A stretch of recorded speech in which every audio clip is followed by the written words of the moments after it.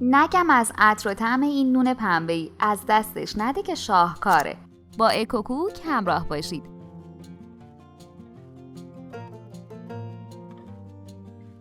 یه عدد تخم مرغ رو با یه قاشق چایخوری شکر هم بزنید.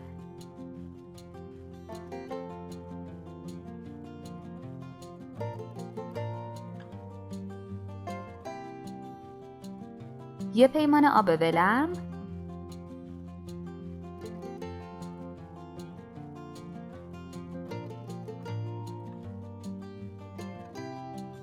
و یه قاشق غذاخوری خمیر مایه فوری بریزید و هم بزنید.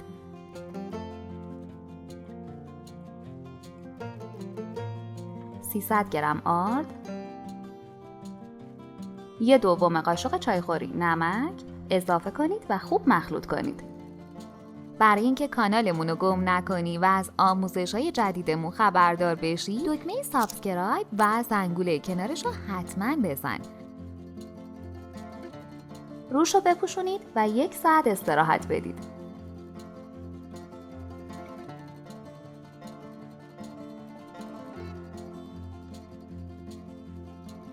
مقداری پیازچه خرد شده روی خمیر بریزید و هم بزنید.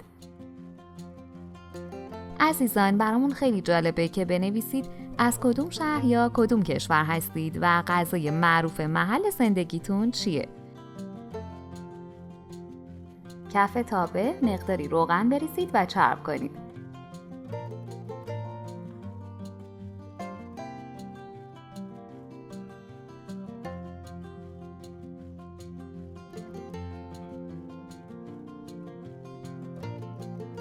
خمیر رو داخل تابه صاف کنید.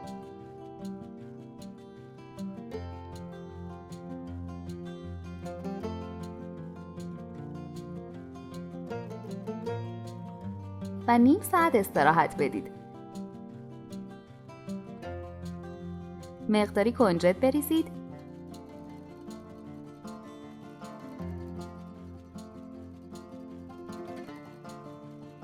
و در تابه رو ببندید. بذارید روی حرارت 20 دقیقه زمان بدید. برگردونید تا سمت دیگه هم برشته بشه.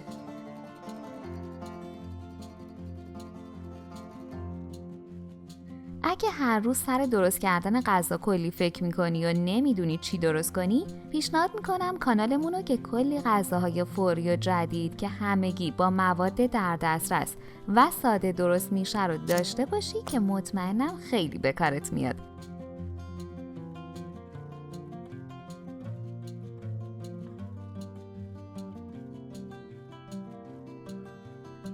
برش بزنید و بافت معرکش رو ببینید.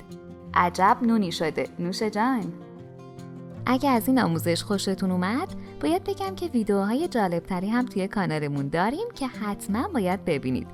ممنون از وقتی که گذاشتید و این آموزش رو تماشا کردید. لطفاً برای حمایت از ما لایک و سابسکرایب رو فراموش نکنید.